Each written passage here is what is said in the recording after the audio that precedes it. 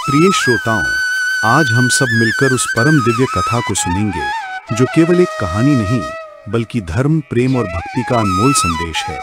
ये कथा है व्रज के लाला, नंद यशोदा के प्यारे, गोपियों के प्रियतम, रुक्मिणी के प्राणनाथ और अर्जुन के सारथी हमारे श्री कृष्ण की।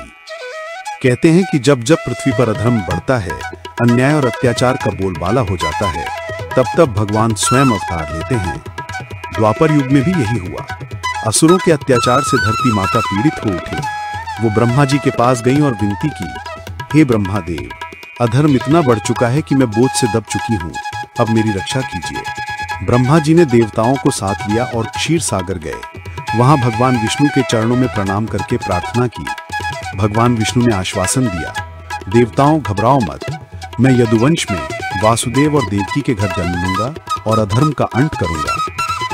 मथुरा में उग्रसेन का पुत्र कंस बड़ा ही अत्याचारी था। उसकी बहन देवकी का विवाह वसुदेव से हुआ। विवाह के बाद जब कंस अपनी बहन को ससुराल पहुंचा रहा था, तभी आकाशवाणी हुई, हे कंस, तेरी मृत्यु तेरी बहन की 8वीं संतान के हाथों होगी। कंस का चेहरा पीला पड़ गया। उसने उसी समय देवकी को मारना चाहा। वसुदेव ने हाथ जोड़कर कहा, राजन, अपनी बहन को मत मारो, उसकी जो भी संतान होगी मैं स्वयं तुम्हारे हवाले कर दूंगा। कंस ने दोनों को कारागार में डाल दिया। एक एक करके 7 संतानें जन्मी और कंस ने उन्हें मार डाला। 8वीं संतान का समय आया। उस रात कारागार में तेज प्रकाश फैल गया। देवकी के गर्भ से स्वयं भगवान प्रकट हुए। 4 भुजाओं में शंख, चक्र, गदा और पद्म धारण किए हुए। देवकी और वसुदेव ने हाथ जोड़कर कहा, प्रभु हमें क्षमा करें, हम आपको संभालने योग्य नहीं हैं। भगवान मुस्कुराए और बोले, माँ, पिताजी, भय मत करो, मैं अब एक साधारण शिशु का रूप धारण करता हूँ।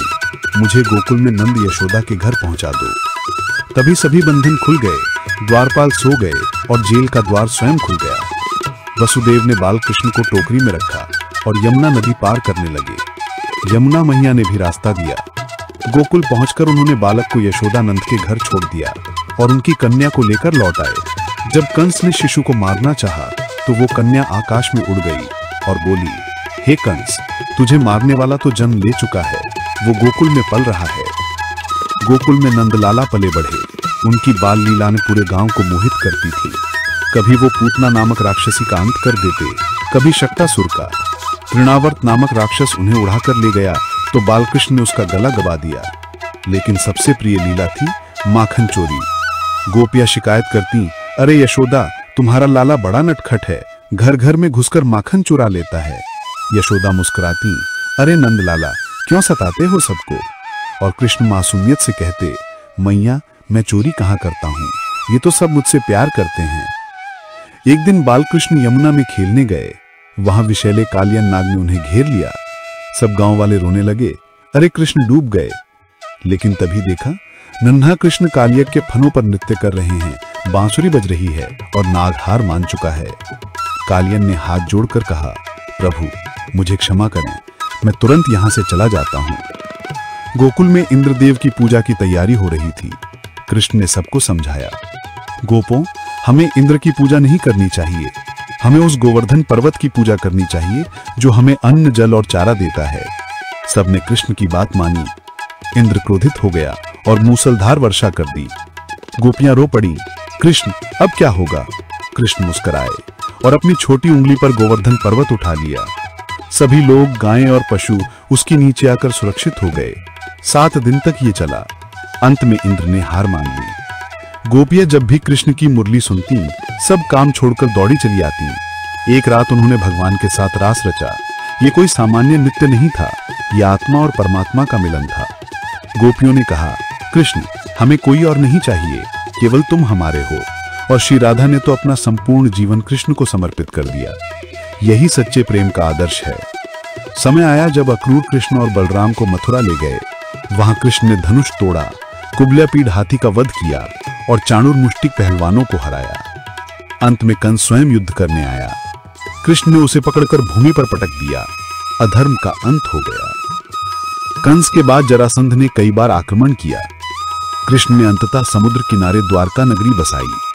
उसी समय रुक्मिणी ने कृष्ण को पत्र लिखा, हे प्रिय, यदि आप मुझे ना अपनाएं तो मैं प्राण त्याग दूंगी। कृष्ण रथ लेकर आया और रुक्मिणी का हरण कर लिया। द्वारका में विवाह हुआ। अब आते हैं महाभारत पर। जब कुरुक्षेत्र का युद्ध हुआ, पांडव और कौरव दोनों ने कृष्ण से सहयोग मांगा।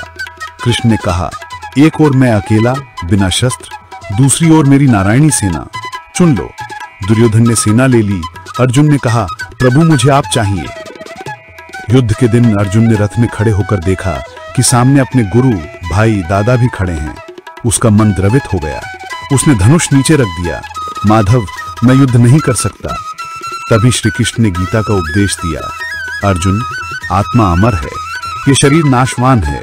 तू केवल अपना धर्म कर, फल की चिंता मत कर। जब जब धर्म की हानि और अधर्म की वृद्धि होगी, तब तब मैं प्रकट होकर धर्म की रक्षा करूंगा। अर्जुन का संशय मिट गया।